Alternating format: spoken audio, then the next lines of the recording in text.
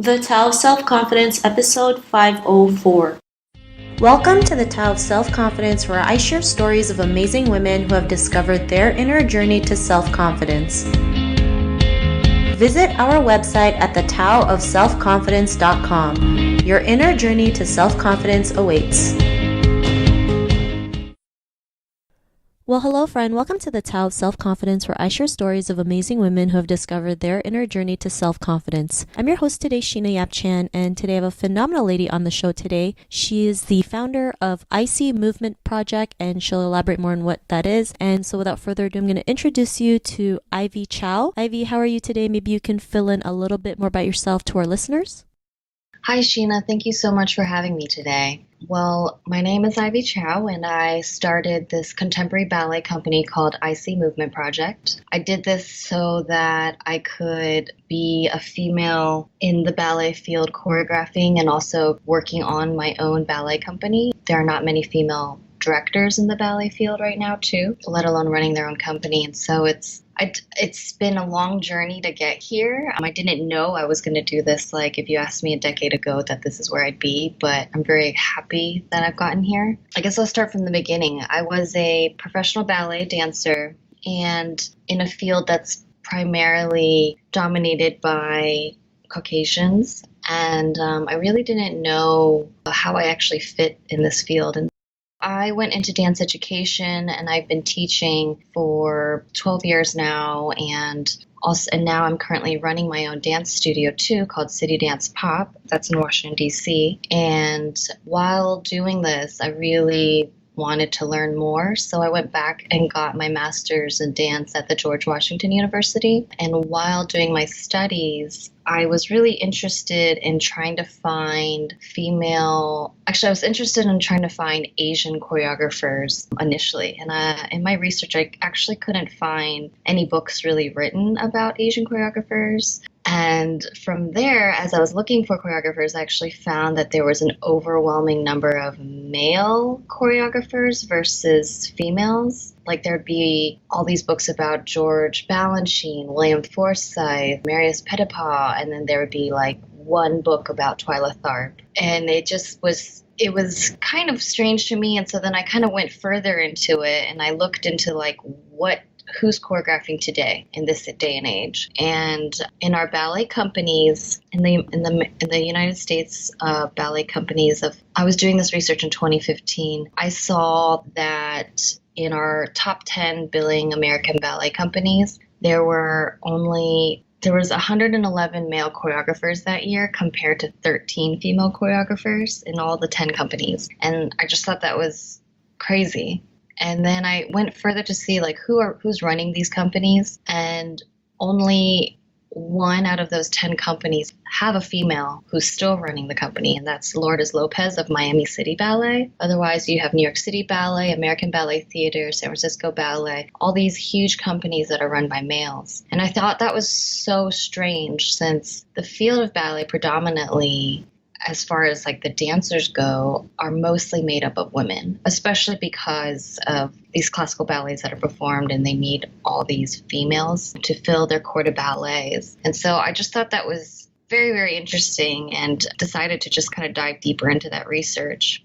And I interviewed principal ballerinas from various large companies like Pennsylvania Ballet, New York City Ballet, and what that means is that they are the best dancers in that company. They're internationally recognized, and they're the experts of the field. And when I was interviewing these the principal dancers, asking them if they would consider being an artistic director of a company or choreographing for a company upon retirement, almost all of them said that they didn't think they would do that because they didn't know how. While some of the males that I interviewed were either already doing artistic leadership roles in like a smaller way or said, they would try it, even though they also did not know how. And so I realized that self-doubt was actually a huge part of why this is happening. And so this kind of connects with my whole running a dance school, and that I'm trying to change the way ballet is taught and empower more young dancers, not just females, because now males are dancing at a younger age too. But I realized that the way ballet's taught is very authoritarian. And the best in the business, essentially, you're the best soldier. So you can listen the best and you follow the best. But it doesn't mean you're very creative and you know how to be a leader. Awesome. Well, thanks for sharing that. I think that's great that you've created a company to empower, dancers to be themselves and to go out there and do their thing. And sometimes, we have to be that change if we want to see change in our industries. So thanks for sharing that. And Ivy, what's your cultural background? I am Taiwanese American. I was born and raised in the Washington, D.C. metropolitan area, but both my parents are from Taipei, Taiwan. And I think it's been great living in the DC area because it's such a melting pot of an area. When I was living at Pittsburgh or Indiana, I realized how fortunate I was to live and grow up in Washington, D.C. and how being around all the cultures has really blessed me in how I see and view the world. Thanks for sharing that. And what'd be your favorite self-confidence quote? Well, something that I've always lived by is something that Eleanor Roosevelt's always said. She says, "The future belongs to those who believe in the beauty of their dreams." And I couldn't agree more with that. I think as long as if you believe in yourself and you know where you want to get to, really, there's no holding you back, because I really do honestly believe that my worst enemy is myself sometimes. So every time I'm feeling down, that's the first thing I think of. And I'm like, okay, if Eleanor's telling me this, I'm going to do it. Thanks for sharing that. And that's a great quote. And in your own words, how do you define self-confidence? Self-confidence to me is believing in your own abilities, the power and gifts that you were innately born with. Everyone, I'm firmly believed, has treasures that you are meant to share. And knowing your own self-worth and loving oneself is everything in order to build on that. You have to have a strong foundation within yourself. And from there, it's boundless. You can go anywhere. Thanks for sharing that great definition. And Ivy, what was your life like before your discovery of self-confidence? I would say it was very average. I've always been self-confident in the fact that, I decided to go into the performing arts. So you kind of have to have a little bit of confidence to pursue that career. And I always loved teaching. So I think I was very fortunate that I had parents who were very supportive in me my entire life and allowed me to have a voice. But I never would have thought that I would have had this confidence to be a director one day or even a choreographer. So during my studies at the University at George Washington University for my master's, it was never my intention to start I.C. Movement Project. I had actually thought, maybe I'll give myself another 5 to 10 years while I just kind of create work here and there. But I need more experience under my belt before I can create my own company, which then I realized I sounded exactly like those women that I had interviewed who had self-doubt themselves. So I just had to push myself through that. And since then, it's been amazing. I created a ballet actually called Through the Glass Ceiling. And we actually had a show just last night and we put it on for the third time. And it was amazing. Just seeing I have 11 dancers and their beauty on stage and what they're sharing with the world and this message. And I could not have done that if I did not believe in myself. Thanks for sharing that. And, it's so true as women, we like to figure out everything before we start anything, not realizing you being, owning your own company was like, you can just start it and just figure it out along the way. And what was that aha moment that gave you that realization that you can, take that step to be a choreographer or own your own dance studio? What was that aha moment? That aha moment really was just while I was in school and realizing that I was a product of the system and that in order to find change, you have to be the change. And so I just, actually one of my friends, one of my cohorts, while we were discussing this topic, and I had shared, I think in a few years' times, maybe I'll start a company and, once I figure out what I'm doing and, I have financing and so on and so forth. They were like, well, You just said exactly what you said you don't want people to do. And I think sometimes you need a friend to just call you out and say, hey, you can do this too. And then that kind of gave me a little extra boost too. And I just from there have continued to push and figure it out as I go, which is actually very scary, but well worth it. Thanks for sharing that. And it's great to have friends like that who tell you what you need to hear versus what you want to hear. I remember when I first started my podcast, I mean, I was so scared to start it, and it took somebody to tell me, like, just start. Who cares? Like, if it tanks, it tanks. Like, just do another one if it tanks. And I was like, okay.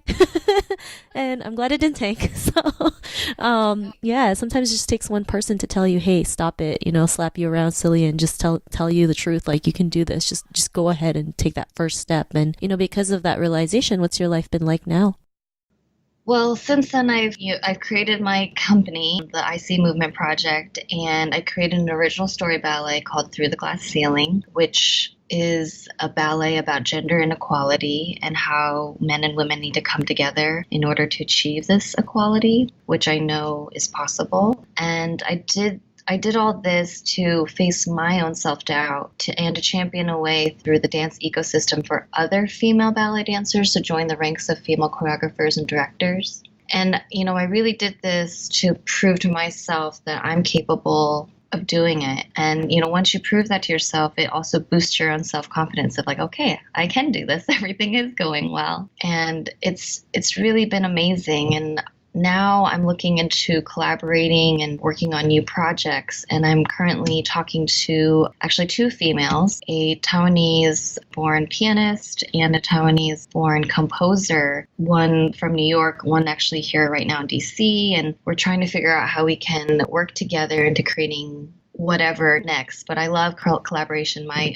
current ballet, Through the Glass Ceiling, I collaborated with a male composer, George Shaw, out in California. And I just love supporting other artists along the way too, because we're really all in it together. And so the more we can all just work together, and that's in all aspects of this world, I think the better we can all be. Actually, then I'm also about to get published with my research in the Journal of Dance Education. So I wrote a short little paper about this self-doubt and how we need to change things pedagogically in ballet. And I'm pretty excited that will be getting published sometime this year. Thanks for sharing that. And Ivy, to the woman who's listening to your episode, she may be in her own journey of self-confidence. What would be that one tip you would give to her? Take a step back and allow yourself to recognize your gifts. Use what's innate in your abilities and nurture them to get to where you see yourself. Set up multiple goals, and it doesn't make you less focused, but it allows you to see all the different opportunities that may arise. Thanks for sharing those tips. And if our listeners wanted to get to know a little bit more about you and what you do, or check out, your dance company, is there any links or social media profiles we can connect with? Absolutely. We've got icmovementproject.com, and then we're on Instagram and Twitter and Facebook.